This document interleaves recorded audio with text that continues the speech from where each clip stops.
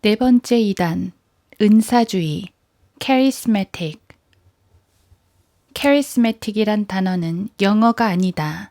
이것은 헬라어 카리스마에서 온 단어로 은사가 있는, 카리스마적인 이라는 뜻으로 그 정의로 볼 때 은사주의자들이 인정을 하든지 그렇지 않든지 간에 보통 그리스도인들보다 자신들이 더 많은 은사를 가졌다는 뜻이다.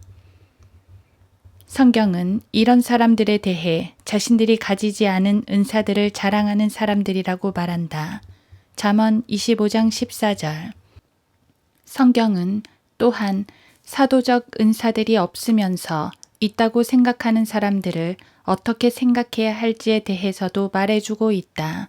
요한계시록 2장 2절. 성경은 이런 사람들을 거짓말쟁이들이라고 부른다. 은사주의자들은 캠벨파, 그리스도의 교회처럼 종교 무대에 늦게 등장했다. 캔사스의 토페카에 있는 베델 성서대학과 로스앤젤레스의 아주사 스트리트 미션이 은사주의 운동의 시발점이며 1900년, 1910년, 1920년과 1940년 사이 로스앤젤레스의 여자 설교자였던 에이미 샘플 맥퍼슨 때에 그 전성기를 맞이하였다. 그 후 1945년 은사주의는 그리스도인 실업인 모임에 침투해서 소위 말하는 순복음 단체로 바뀌게 되었다. 순복음은 성경에 나오지 않는 용어이며 성령 하나님께서 이 시대에 복음을 전하지 않는 자들에게 부으시는 저주에 이들도 포함된다.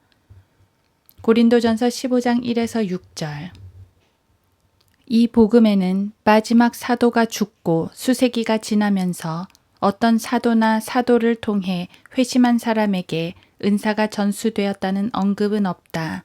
갈라디아서 1장 8에서 10절.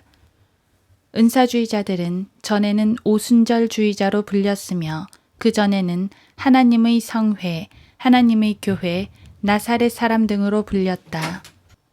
이들 모두는 유대인 사도들이 살아있을 때 마가복음 16장 17에서 20절 이스라엘에게 주어진 유대인들을 대상으로 한 표적들이 출애굽기 4장 1에서 10절, 고린도전서 1장 22절 마지막 사도가 죽은 이후에도 믿는 이방인들에게 적용된다고 주장한다.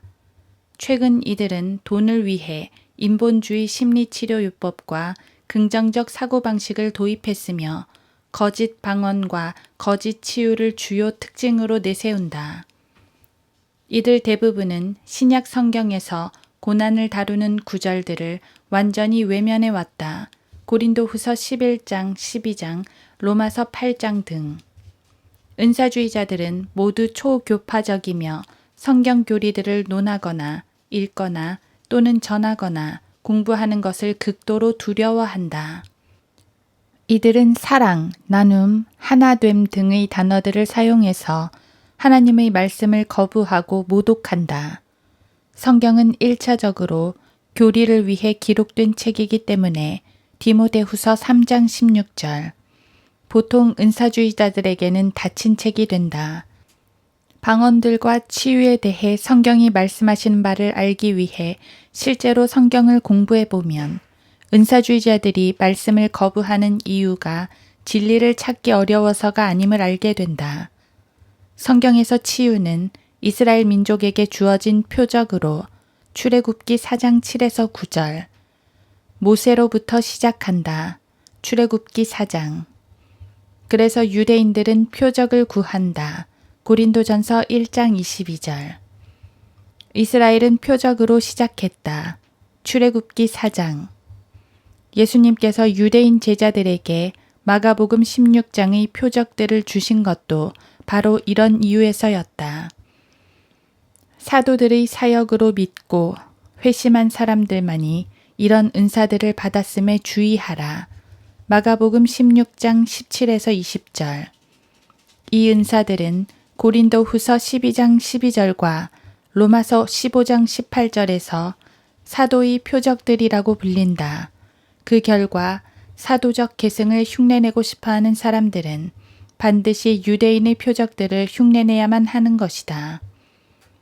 성경은 이런 자들을 정확히 거짓말쟁이들이라고 부르시며 요한계시록 2장 2절, 고린도후서 11장 10에서 14절에서는 거짓 사도들로 불린다. 은사주의자들은 앞으로 등장할 적그리스도에 대해 준비시켜준다. 데살로니가 후서 2장 9절에 따르면 적그리스도도 은사주의자이다. 하나님께서는 모든 사람들, 심지어 믿음이 없는 사람도 치유시키실 수 있다. 그러나 표적으로의 치유의 은사는 마가복음 16장 18절, 고린도전서 12장, 바울과 함께 사라졌다. 바울이 사역 말기에 바울은 자기 친구들의 병조차 치유시켜주지 못했으며 디모데후서 4장 20절, 디모데에게는 약을 추천해 주었다. 디모데전서 5장 23절. 이런 사실로 볼 때 바울과 함께 치유의 은사도 끝났다는 것은 너무도 분명하다. 바울은 평생 병이 있었으며 고린도후서 12장 1에서 9절. 여행 중에 의사 누가를 데리고 다녔다. 이 의사는 바울이 죽을 때도 같이 있었다. 디모데후서 4장 11절. 이런 사실은 성령께서 은사주의라는 이단을 반박하시기 위해 성경에 두신 결정적인 단서이다. 은사주의자들은 다양한 방법으로 거짓말을 하며 이런 구절들을 피해간다. 또 그들이 교묘히 속이는 수법 중 하나는 바울의 육신 안에 있는 가시가 육신의 병이 아니라는 것이다. 고린도후서 12장. 바울의 약함이 진짜 질병이 아니라 단지 문제들이라는 것이다. 고린도후서 12장 9, 10절.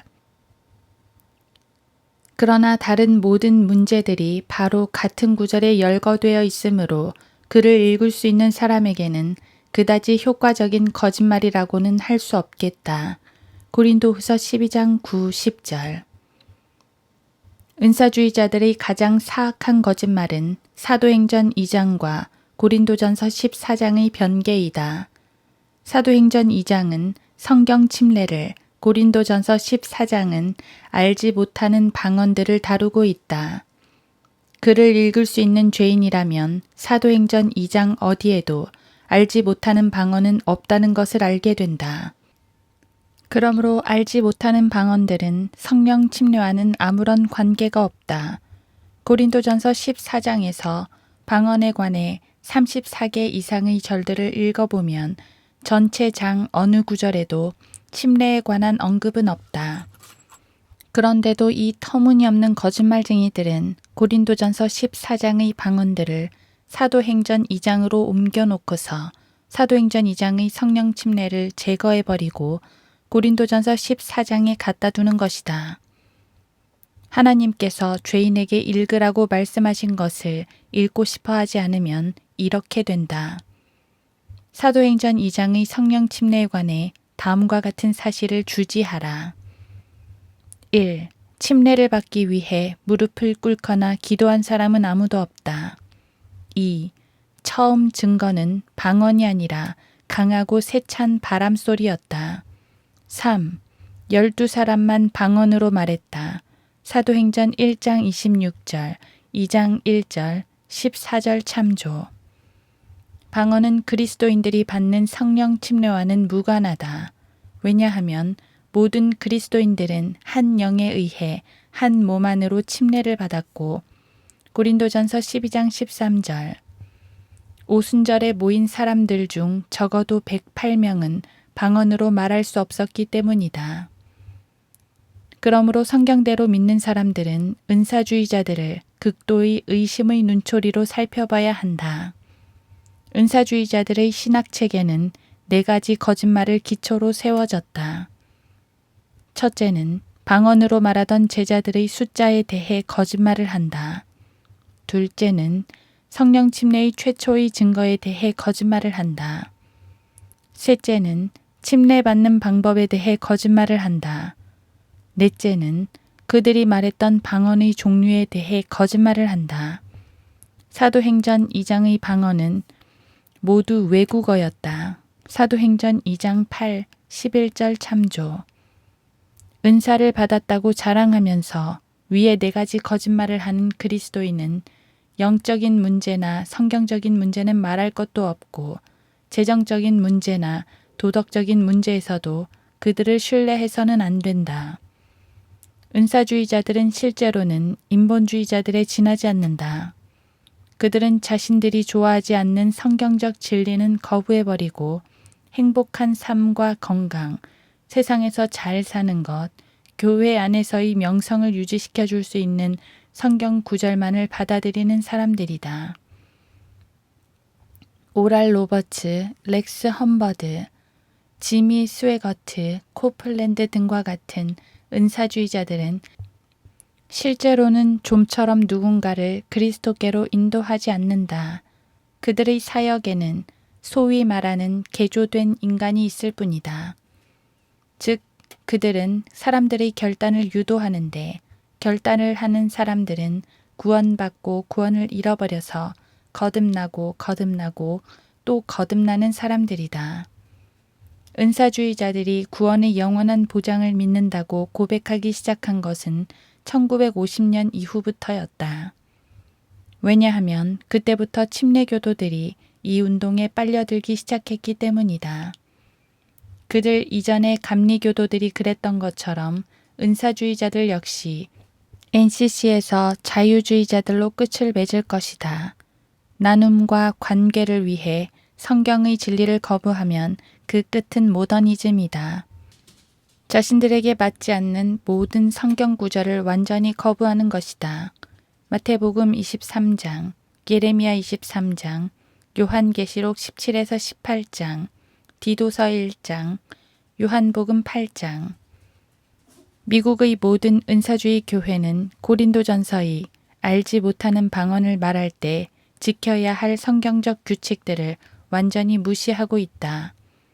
이 규칙들을 보면 첫째, 여자들은 교회 안에서 방언으로 말해서는 안 된다. 고린도전서 14장 34절.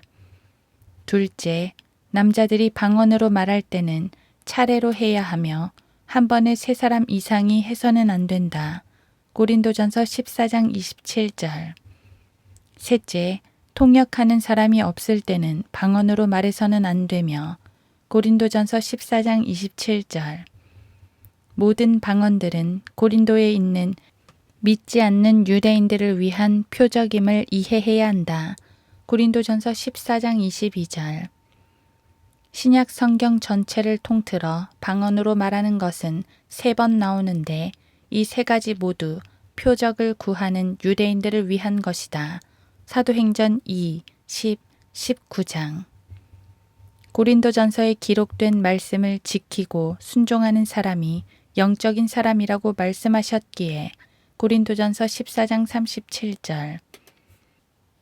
구원의 여부와는 상관없이 은사주의자들은 육신적인 어린아이들에 불과하다고 단정지을 수 있다. 고린도전서 14장 20절. 이들은 성령께서 주신 하나님의 가르침을 오만하고도 신성모독적으로 짓밟으며 계속해서 어리석게도 그분의 명령을 지키기를 거부한다. 결과적으로 은사주의자들은 자기들 멋대로 하며 그들 자신이 어떤 사람들인가를 정확하게 잘 보여준다. 즉, 그들은 마귀에게 속임을 당한 성경을 거부하는 인본주의자들이다.